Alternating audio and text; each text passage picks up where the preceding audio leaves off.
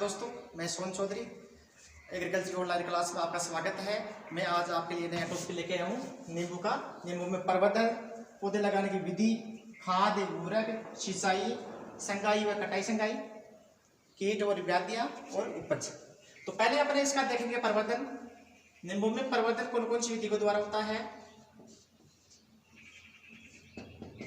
तो ये प्रवर्तन है ज्यादातर जेट आईसीआर क्वेश्चन में, जेट आईसीआर बीएचयू में ये पूछते रहते हैं नींबू में प्रवर्धन किसके द्वारा होता है। तो इसमें दो विधियों द्वारा होता है।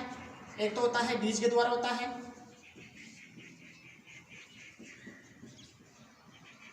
और दूसरी विधि है वानस्पतिक प्रवर्धन। इसकी है गुठी।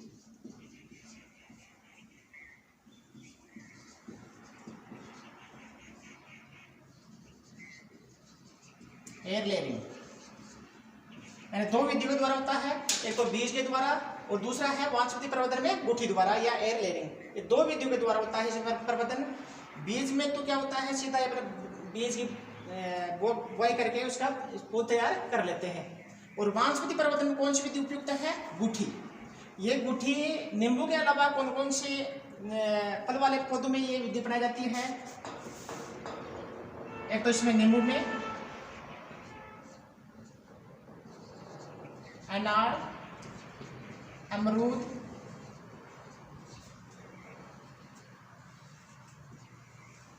लीची।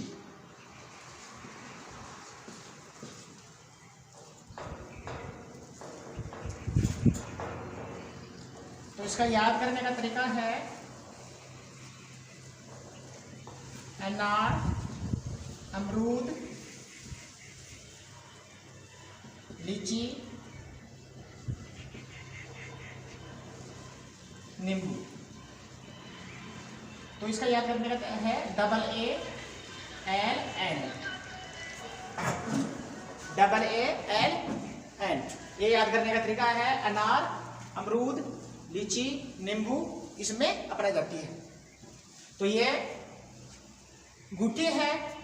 जिन पौधों की शाखाएं भूमि से अधिक ऊंचाई पर होती है वहां पर इस विधि के द्वारा प्रवर्धन किया जाता है। जैसे ये अपना पौधा है,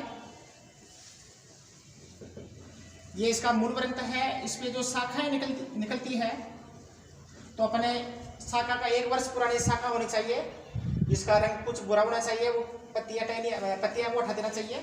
तो उसका चयन करके, जैसे ये अपनी शाखा है, इसका चयन कर लेते हैं। फिर इसमें छाल है 2.5 सेंटीमीटर वाले आकार में, इसकी छाल निकाल लेते हैं।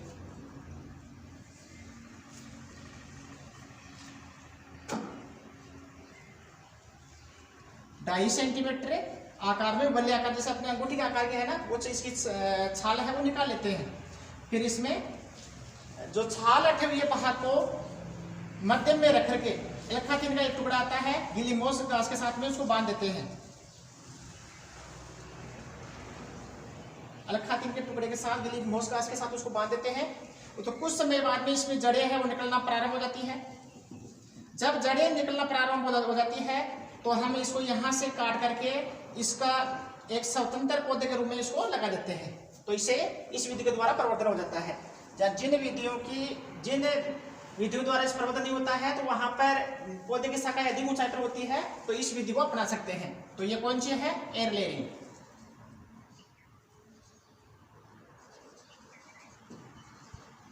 इसका 3-4 नाम है।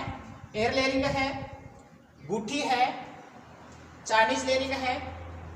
तो इसको 3-4 नामों से जानते हैं। तो ये प्रवर्धन की विधि है। तो नींबू में प्रवर्धन कौन कौन सी विधि द्वारा होता है। एक तो बीज द्वारा और दूसरा गुठी द्वारा। अब पौधे लगाने की विधि।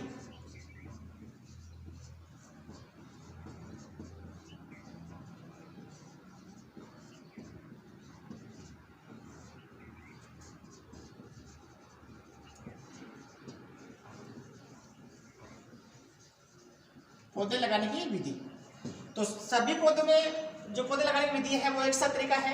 जहाँ पे सिंचाई की सुविधा अच्छी उपलब्ध होती है वहां पर फरवरी मार्च में पौधे लगाना चाहिए, और जहां पर सिंचाई की सुविधा कम उपलब्ध होती है वहां पर अपने जुलाई अगस्त के महीने में पौधे लगाने चाहिए। पौधे लगाने से 1 माह पहले उसका गड्ढा खोल लेते हैं और 10 से 15 दिन तक उसको खुला रखते हैं। खुला रखने के बाद में जो ऊपर वाली 20 से 25 सेंटीमीटर मिट्टी है वो एक तरफ डाल देते हैं, जो उसमें कार्बन पदार्थ की मात्रा सबसे अधिक होती है। तो सबसे पहले उसको नीचे डालते हैं और इसमें 20 किलोग्राम गोबर की खाद और इसमें 1 किलोग्राम सुपर फास्फेट और जो कीटनाशक जो दवाई है क्यूलपास 1.5% है वो 50 से 100 ग्राम प्रति खड्डे की दर से उसमें डाल देते हैं। तो गड्ढे कब खोदेंगे? मई जून में।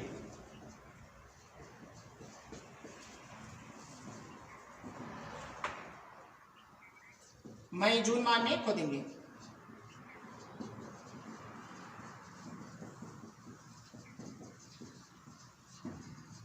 यानी पौधे लगाने के एक माह पहले खोदते हैं। और इसे गड्ढे का आकार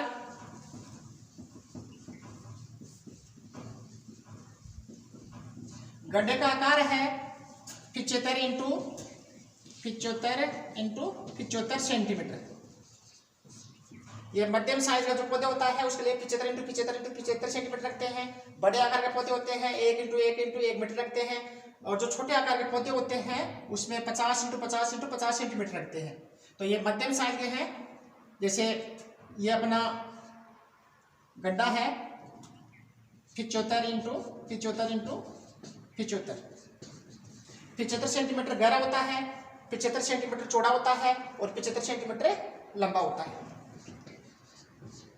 इसमें 20 किलोग्राम मध्यम आकार जो गड्ढे होते हैं उसमें 20 किलोग्राम गोबरी खाद डालते हैं, और बड़े आकार के गड्ढे होते हैं उसमें 30 किलोग्राम डालते हैं, और जो छोटे आकार के होते हैं 50 इंटू 50 सेंटीमीटर के तो उसमें 10 किलोग्राम गोबरी खाद अच्छी सड़ी हुई डालते हैं। तो इसमें 20 किलोग्राम गोबर की खाद डालते हैं इसमें।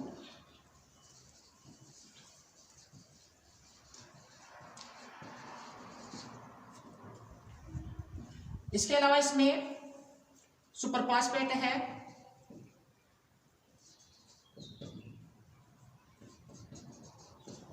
1 किलोग्राम डालते हैं प्रति गड्ढे की दर से।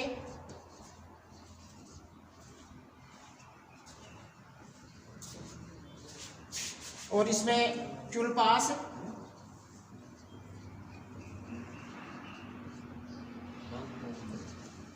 दवा है 1.5% 50 से 100 ग्राम प्रति गड्ढे में डालते हैं। और जो पौधे लगाने के जो गड्ढे खोदते हैं उसका गड्ढों का आकार होता है ये 75 होता है। और इसमें row to distance row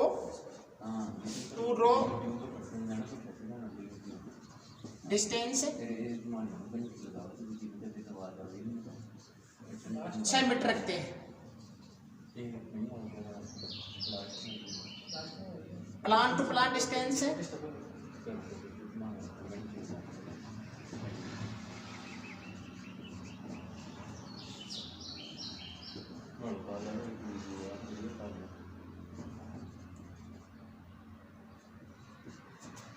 6 metre रखते हैं। इसमें क्या होता है, जैसे ये बाग लगाने की विधि है तो ये पंक्ति से पंक्ति की दूरी होती है। जैसे ये जो प्रथम गड्ढे जो बाग लगाने की जो विधि है उसमें आधी दूरी रखते हैं। जैसे 6 मीटर है तो शुरुआत में 3 मीटर रखेंगे इसकी, फिर इसकी 6 मीटर। ये पंक्ति से पंक्ति की दूरी है, ये पंक्ति से पंक्ति की दूरी होती है। और इस पंक्ति में ये पौधे से पौधे की दूरी है।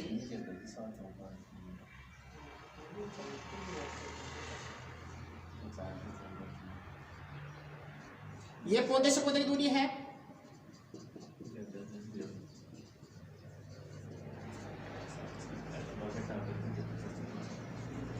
छह मीटर। और ये पंक्ति से पंक्ति की दूरी हो जाएगी। ये पंक्ति से पंक्ति की दूरी हो जाएगी।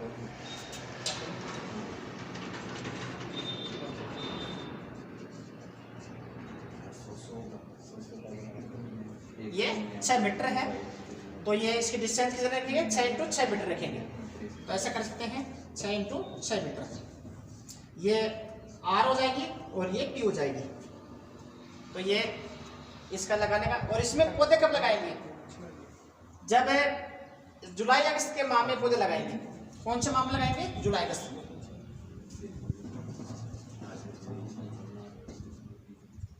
जुलाई अगस्त माह में लगाएंगे।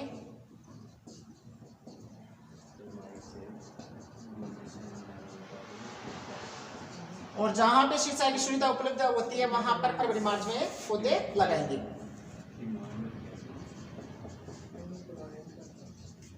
पौधे हैं गड्ढे के बीच के अंदर लगाते हैं और इसके आसपास मिट्टी ऊपर कर देते हैं, जिससे पानी है वो इसको स्पर्श न हो पाए, जिससे तना है उसका खराब न हो। और पौधे हमेशा शाम को समय लगाते हैं। शाम को समय क्यों लगाते हैं, क्योंकि शाम को समय लगाने से पौधे में अभ्यस्त होने का समय मिल जाता है, जिससे पौधे हैं वो जीवित अधिक रहते हैं। तो कभी भी दिन के समय में पौधे नहीं लगाना चाहिए, पौधे हमेशा शाम को समय लगाना चाहिए, जिससे अभ्यस्त होने का समय मिल जाता है पौधे को।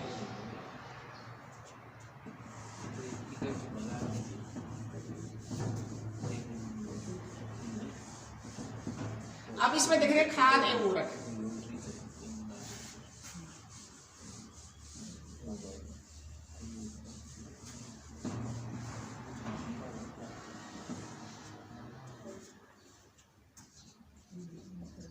खाद एवं उर्वरक,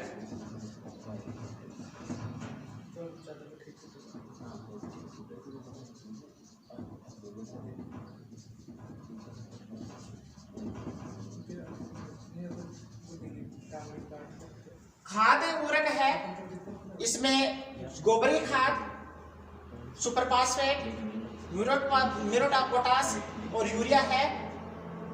यूरिया की आधी मात्रा एक साथ डालेंगे। जैसे यहाँ वर्ष है, यहाँ गोबर की खाद है, सुपर फास्फेट,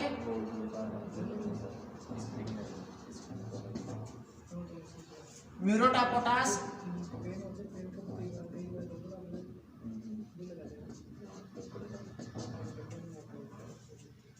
यूरिया।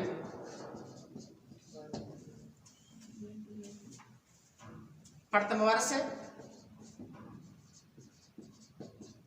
प्रथम वर्ष में अपने गोबरी खाद है वो 10 किलोग्राम डालेंगे। सुपर फास्फेट है 250 ग्राम डालेंगे। म्यूरेट ऑफ पोटाश है, क्योंकि शुरुआत में पौधे अपनी जो भूमि भारतीय भूमि में है, म्यूरेट ऑफ पोटाश पोटाश की मात्रा अधिक होती है, तो प्रथम वर्ष में अपन नहीं डालेंगे। और यूरिया है, इसलिए 125 ग्राम डालेंगे। यूरिया की मात्रा 125 ग्राम। द्वितीय वर्ष है, इसकी मात्रा है बढ़ा देते हैं, 20 किलोग्राम कर देते हैं। ये प्रति गड्ढे की तरफ से डालते हैं अपन। और सुपर फास्फेट है 500 ग्राम। और जो म्यूरेट ऑफ पोटाश है द्वितीय वर्ष में नहीं डालते हैं। और जो यूरिया है 250 ग्राम डालेंगे। तृतीय वर्ष 30 किलोग्राम गोबर खाद डालते हैं। गोबर खाद है वो अच्छी सड़ी हुई होनी चाहिए। यदि कच्चा गोबर डालेंगे तो उसमें दीमक लगने का चांस ज्यादा रहता है, तो गोबर है सड़ा करके डालेंगे। सुपर फास्फेट है 750 ग्राम। और म्यूरेट ऑफ पोटाश है तीसरे वर्ष डालेंगे अपने, क्योंकि तीसरे वर्ष से तीसरे चौथे वर्ष में इसके फलन चालू हो जाता है, तो अपने इसकी मात्रा है डालना प्रारंभ कर देते हैं 200 ग्राम। यूरिया है 375 ग्राम प्रति गड्ढे की तरफ से। चतुर्थ वर्ष से 40 किलोग्राम गोबर खाद। सुपर फास्फेट है 1000 ग्राम। और इसमें ये 200 ग्राम डालेंगे अपन। ये 500 ग्राम। पंचम वर्ष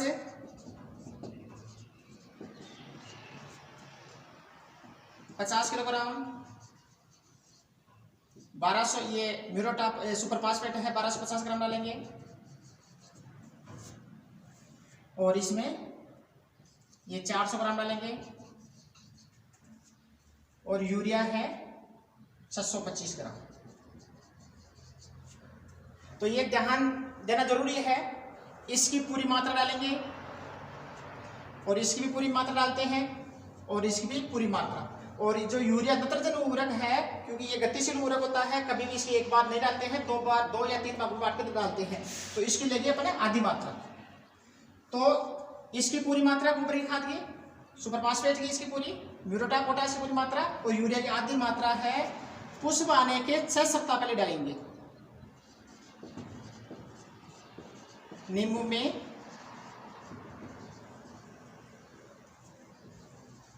पुष्पन के 6 सप्ताह पूर्व डालते हैं। तो पुष्पन कब होता है? नींबू में पुष्पन होता है फरवरी मार्च में।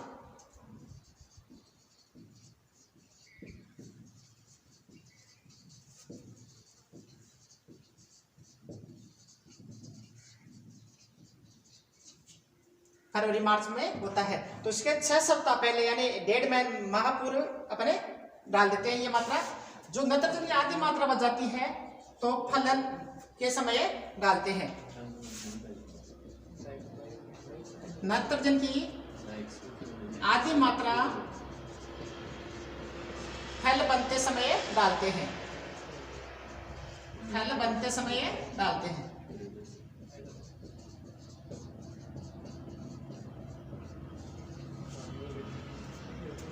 तो ये हो गया इसमें खाद पूरक। अगला है सिंचाई।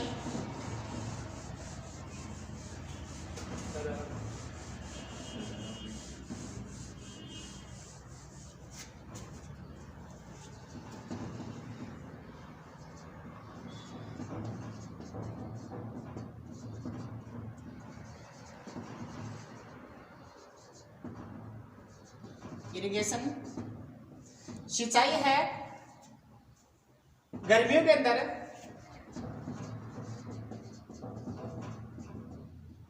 गर्मियों में 15 दिन के अंतराल से सिंचाई करते हैं।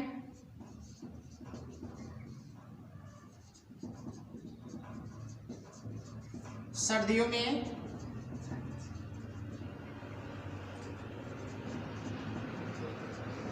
25 दिन के अंतराल से।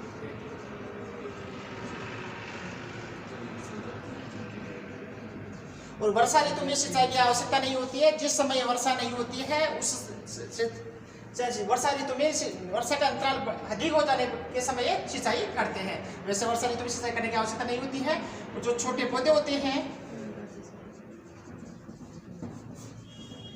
छोटे पौधों को 3-4 दिन के अंतराल से सिंचाई करना चाहिए।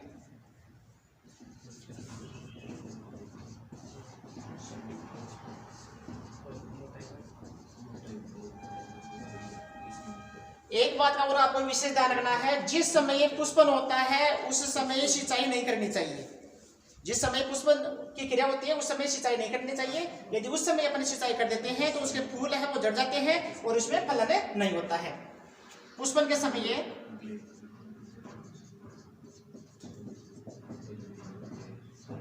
सिंचाई नहीं करनी चाहिए।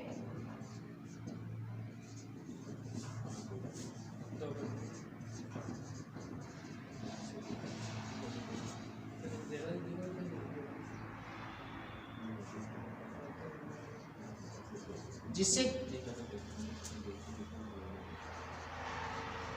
उस समय झड़ जाते हैं। तो ये आपको ध्यान रखना है। पुष्पन के समय सिंचाई नहीं करनी चाहिए। यदि उस समय अपन सिंचाई कर देते हैं उसके फूल झड़ जाते हैं और उसमें फलन की क्रिया है वो कम होती है। तो ये हो गई सिंचाई।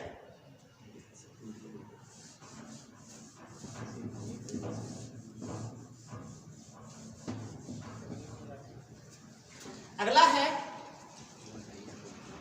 संगाई व कटाई छटाई।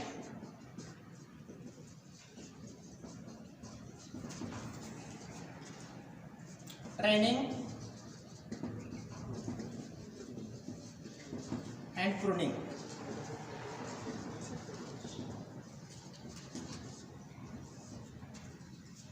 संकाय का मतलब होता है जो पौधा होता है प्रारंभिक समय में विशेष आकार देने के लिए जो क्रिया की जाती है उसको ट्रेनिंग देते हैं। ट्रेनिंग होते हैं संकाय या ट्रेनिंग होती है, विशेष आकार देते हैं। कौन से आकार पौधे को देते हैं वो अपनी इच्छा पर निर्भर है। तो नीचे जो जमीन के पास में जो शाखाएं है उसको हटा देते हैं। और जो प्रूनिंग कटाई छटाई है इसमें जैसे रो कृषि शाखा है, एक दूसरे को परस्पर करने वाली जो शाखाएं है या सूखी शाखा है उसको समय समय पर हटाते रहते हैं। रो कृषि शाखा,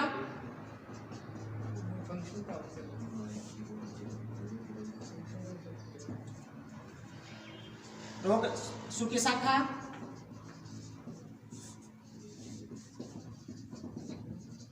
वह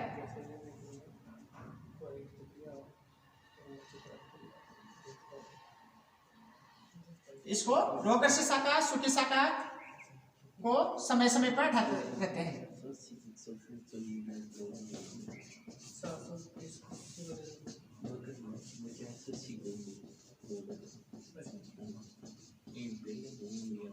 इसमें मुख्य रूप से करते हैं रूट प्रूनिंग। तो नींबू में कौन सी क्रिया करते हैं? Root pruning.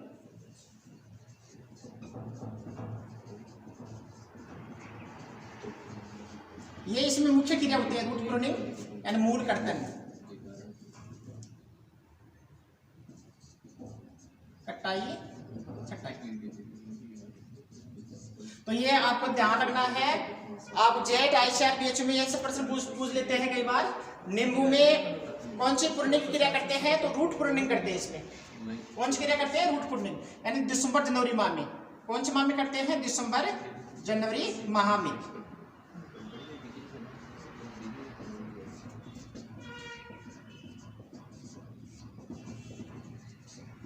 रूट प्रूनिंग का मतलब ये होता है जैसे ये अपना पौधा है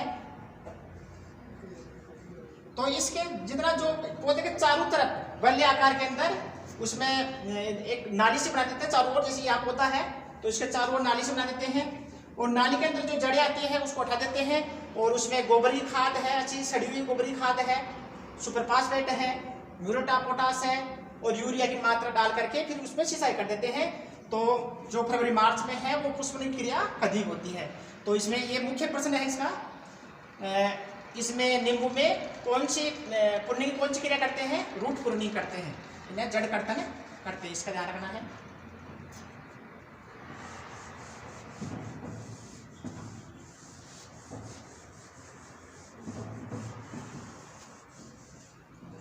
अब कीट आगे है, कीट विवादिया।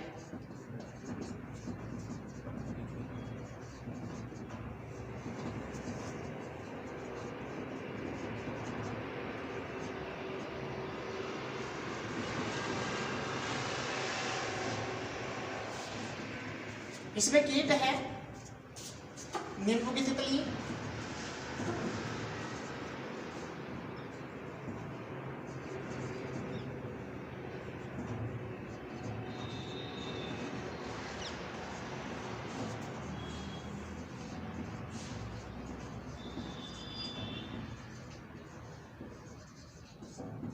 नींबू की तितली, ये इसका कीट है। नाम से मालूम हो रहा है नींबू की तितली, नींबू में ये तितली लगती है। इसमें इसका जो लार्वा है, इसका जो वैज्ञानिक नाम है पेपिलियो डेमोलिसिस, इसका वैज्ञानिक नाम है। और इसका सत्य कौन सी अवस्था पहुंचती है? लार्वा।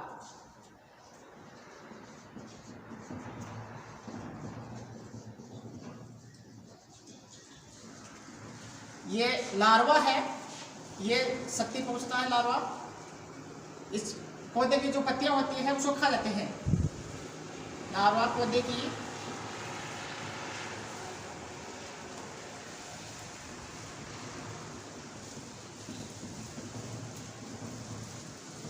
पत्ती को शक्ति पहुंचाता है।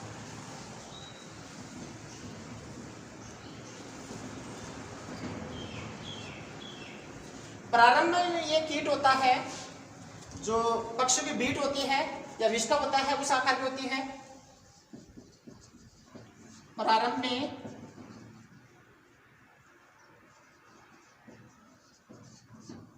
लार्वा बीट की तरह दिखाई देता है। बाद में इसकी लंबाई 5 सेंटीमीटर हो जाती है।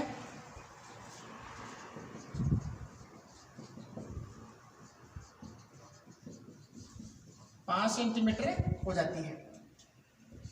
और इसका रंग कैसा होता है? हरा होता है।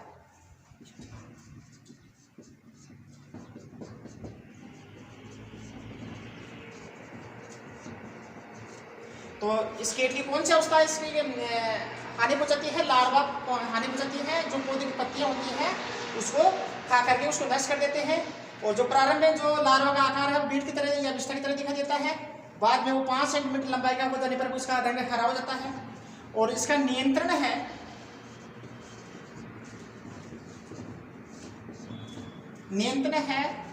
डाइमिथोइट।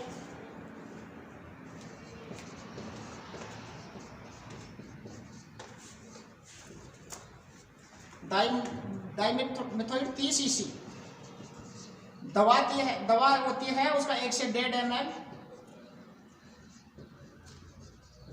प्रति लीटर पानी में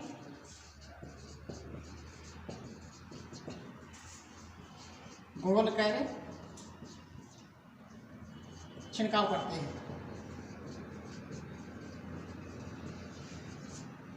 कौन सी दवा काम लेते हैं? ये इंसेक्टिसाइड है। डाइमिथोइट 30 cc 1 से 1.5 ml प्रति लीटर पानी में घोल करके छिड़काव करते हैं। तो ये ध्यान रखना है, कोई भी इंसेक्टिसाइड दवा होती है वो 1 से 1.5 ml है, इससे ज़्यादा मात्रा में लेते हैं। ज़्यादा मात्रा लेने पर पौधे पर हानिकारक प्रभाव पड़ता है। जो फंगिसाइड है वो 2 ग्राम तक ले सकते हैं। और जो बीजों को उपचारित करते हैं उसके लिए 2.5 से 3 ग्राम या 2 से 3 ग्राम प्रति किलो बीज की दर से उसको उपचारित करते हैं। तो ये कीटनाशक दवाई है। दूसरा इसका कीट है, पहला है नींबू की तितली है, दूसरा है लीफ माइनर।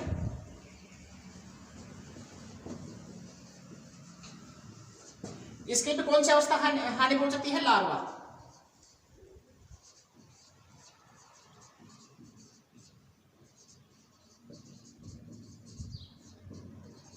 इसमें नाम से मालूम हो रहा है लीफ माइनर, यानी ये पत्तियों का कीट होता है। जो पत्तियां होती हैं उसमें ये छिद्र कर देता है, जिससे छिद्र होने से अनियमित आकार के उसमें छिद्र हो जाते हैं, जिससे पौधे प्रकाश संश्लेषण की क्रिया है वो नहीं कर पाते हैं। ये पत्तियों में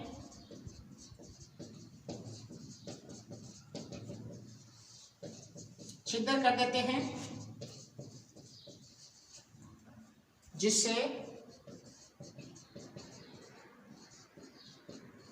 प्रकाश संश्लेषण की क्रिया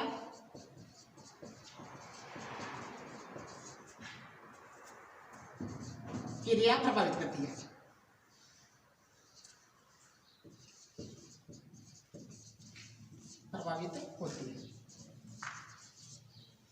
पत्तियों में अनियमित आकार के उसमें छिद्र कर देते हैं। छिद्र होने से पौधे प्रकाश संश्लेषण क्रिया है वो नहीं कर पाते हैं। और ये जो कीट लीफ माइनर है ये कैंकर रोग का वाहक भी है। कैंकर रोग का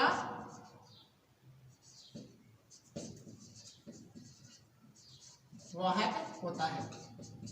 वाहक का मतलब एक पौधे से दूसरे पौधे में जो कैंकर डिजीज है या रोग है उसको फैलाने के लिए ये कीट करता है, लीफ माइनर।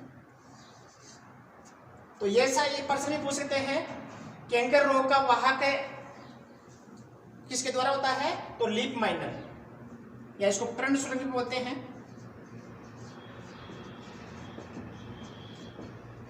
पर्ण सुरंग या लीफ माइनर। तो इसका नियंत्रण कैसे करते हैं? नियंत्रण करते हैं डाइमिथोइट,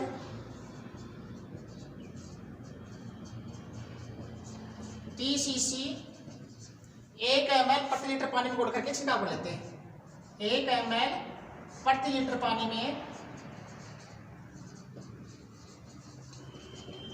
में घोल करके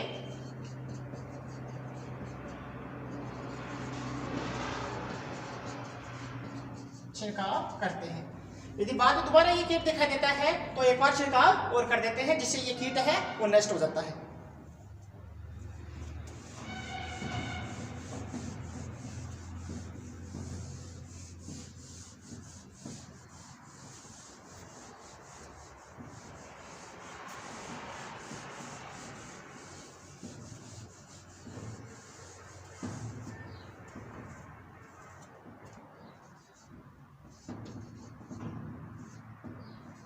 नींबू का कैंकर।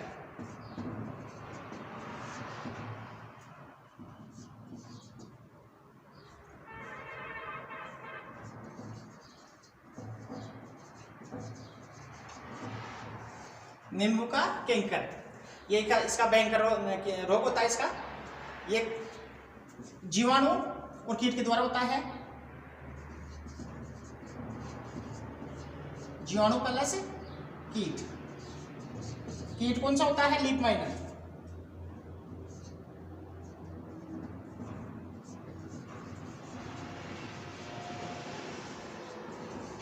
ये इसका वाहक होता है। और जीवाणु कौन सा है? जेंटोमोनास।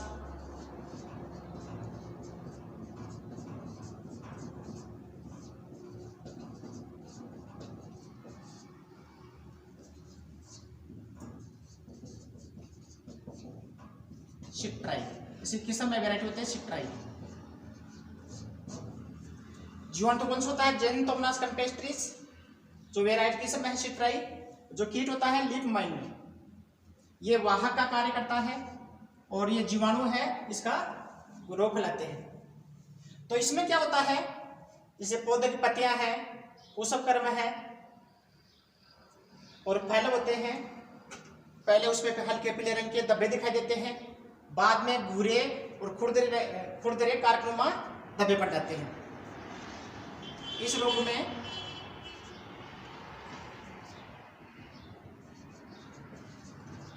हल्के पीले रंग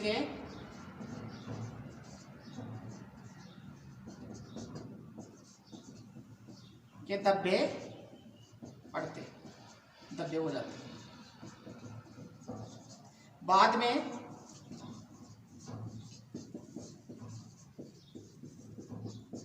भूरे रंग के व खुरदरे कारकनुमा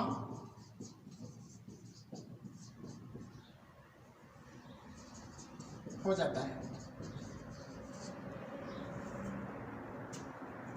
तो पहले हल्के पीले रंग का होता है और बाद में भूरे रंग के खुरदरे हो जाता है ऊपर से और कारकनुमा हो जाता है ऊपर से। तो ये पत्तियों पे पड़ते हैं, टहनियाँ, ऊसक और फलों पे धब्बे पड़ते हैं। इसका नियंत्रण कैसे करते हैं?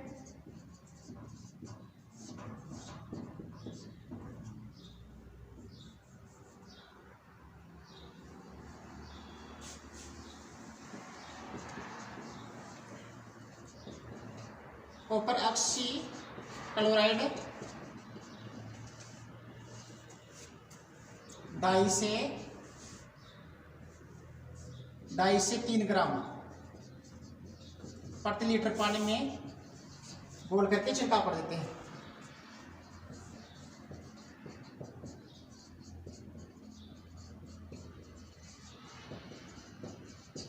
या इसकी दूसरी दवाई है स्ट्रेप्टोसाइक्लिन।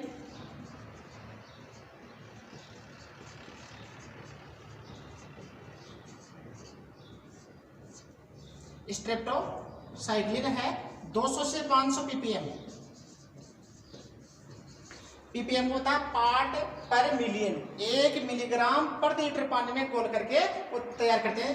तो ये 200 से 500 ppm का छिड़काव करते हैं। और छिड़काव कब करना चाहिए? मार्च माह में करना चाहिए।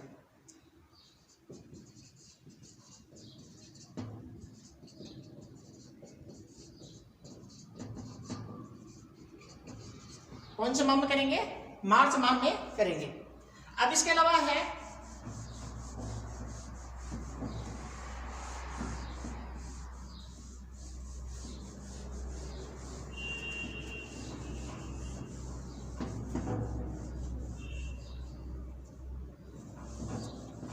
कार्य की बीमारी हो रही है इसमें।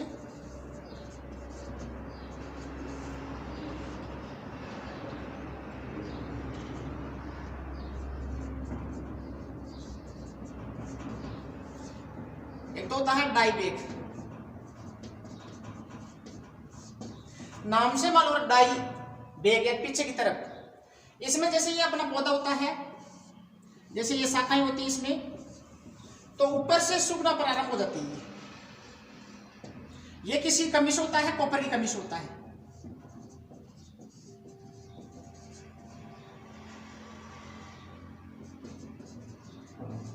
ये जो कॉपर है सूक्ष्म पोषक तत्व है, इसी कमी से ये डाइबैक होता है और पौधे की जो टहनियां हैं ऊपर से सूखना प्रारंभ हो जाती है। तो इसके नियंत्रण के लिए क्या करेंगे, जहां से सूख रही है वहां से हटा करके बोडो मिश्रण है उसका पेस्ट कर देंगे यहाँ, तो इसका नियंत्रण हो जाएगा।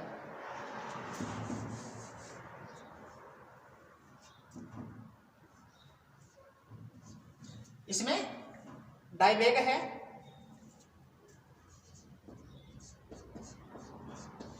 लिटिल लीफ,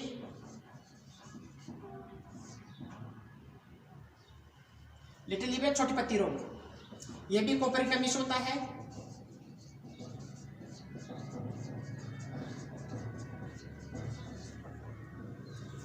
डाइबैक है, कॉपर की कमी से होता है। लिटिल लीफ है, ये भी कॉपर की कमी से होता है।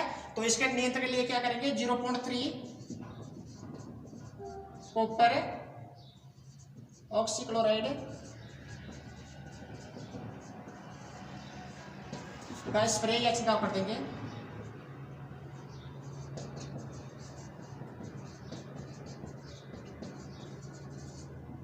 तो इसका नियंत्रण हो जाएगा। अब इसकी देख लेते हैं उपज।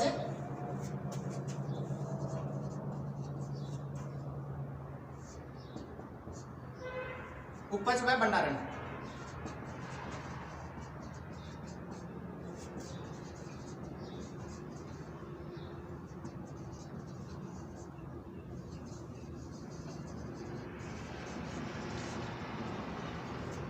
तो इसकी उपज होती है, पौधे के फल कब तोड़ने चाहिए, जब इसमें पूर्ण पके हुए फल है वो तोड़ते हैं, क्योंकि ये नॉन क्लाइमेट्रिक फल होता है। नॉन क्लाइमेट्रिक का मतलब होता है पूर्ण पकने के बाद में ही फलों को तोड़ते हैं इसमें। और फलों का रंग कैसा होना चाहिए, हल्के पीले रंग का होता है, उस समय तोड़ लेना चाहिए और हमेशा सुबह या शाम के समय तोड़ना चाहिए। तो इसमें 1000 फल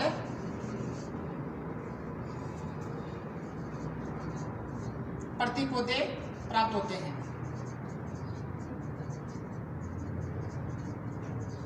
और फलन है 3 से 4 वर्ष बाद में होता है। पौधरोपण के 3 से 4 वर्ष बाद होता है।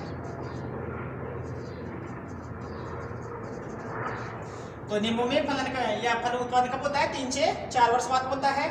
प्रति पौधे होता है 1000 फल प्रति पौधे, जिसका वजन होता है 50 से 75 किलोग्राम प्रति पौधा। ये इसकी उपज है। और इसका भंडारण है, टेम्परेचर रखेंगे 8 से 10 डिग्री सेंटीग्रेड और मॉइस्चर रखेंगे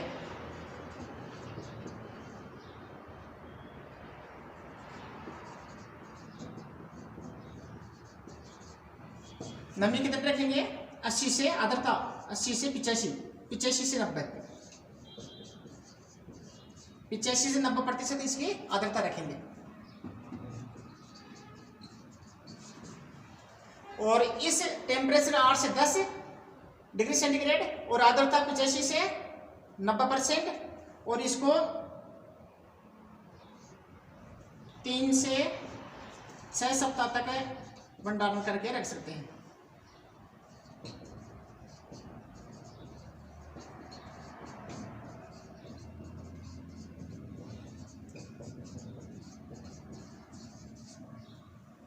भंडारण करके रख सकते हैं। तो ये आपको उपज मालूम होना चाहिए।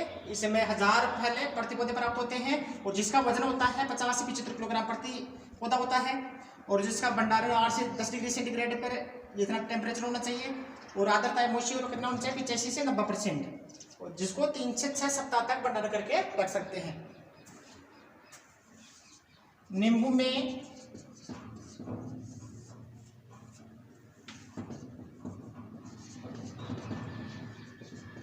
में सिट्रिक अम्ल की मात्रा अधिक होती है।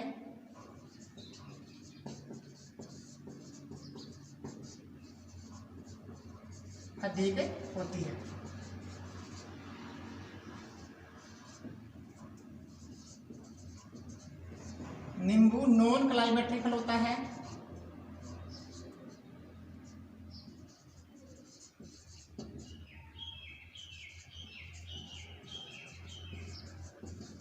एक होता है क्लाइमेट्रिक, यानी जिसको पहले तोड़ करके बाद में उसको पकाते हैं, जैसे केला है, पपीता है, केला पपीता आम है, वो क्लाइमेट्रिक में आता है। और ये नींबू है, अंगूर है, ये नॉन क्लाइमेट्रिक में आता है, बेर है। तो इसमें नींबू में कौन सी अम्ल मात्रा होती है? सिट्रिक अम्ल होती है। इसका एक अपवाद है मीठा नींबू। मीठा नींबू में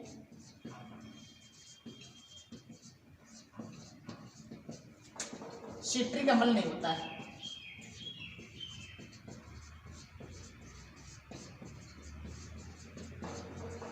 इसमें मीठा नींबू में कौन सा होता है? मेलिक अम्ल। मेलिक अम्ल होता है।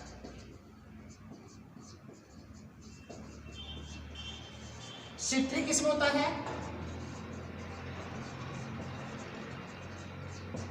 सिट्रिक अम्ल होता है अमरूद,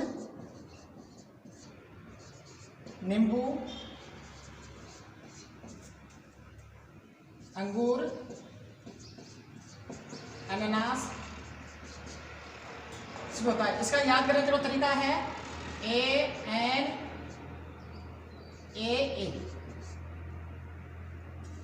यार अपना जो वर्ध नियंत्रण जो हार्मोन होता है उसमें होता है अल्फा नेपलिक एसिटिक अम्ल होता है। तो इससे अपन याद कर सकते हैं, ए का मतलब है अमरूद और एन का मतलब नींबू है और ए का मतलब अंगूर है और इस ए का मतलब अनानास है। ANA, ए से अपन याद कर सकते हैं। सिट्रिक अम्ल होता है। और मेलिक अम्ल है मीठा नींबू,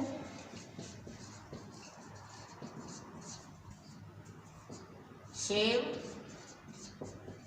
केला, चेरी,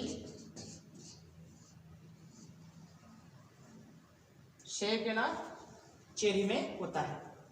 तो ये आपको मैंने ये जेट पे प्रश्न पूछते हैं इसलिए मैंने अलग से आपको बताया है। नींबू में कौन सा अम्ल होता है? सिट्रिक अम्ल होता है। और नींबू कौन सा फल, किस प्रकार का फल होता है? नॉन क्लाइमेटिक फल होता है। और मीठा नींबू में सिट्रिक अम्ल नहीं पाया जाता है, इसमें मेलिक अम्ल होता है। और सिट्रिक अम्ल जैसे अपने याद जो अपना वर्ध नियंत्रण जो हार्मोन होता है ANA, उसे याद कर सकते हैं। अल्फा नेपथलिक एसिटिक अम्ल होता है, इससे अपन इसको याद कर सकते हैं। ए का मतलब अमरूद होता है, नींबू का N हो गया, अंगूर का A और अनानास का A। और जो मेलिक अम्ल होता है मीठा नींबू है, सेब है और केला है और चेरी में होता है। धन्यवाद।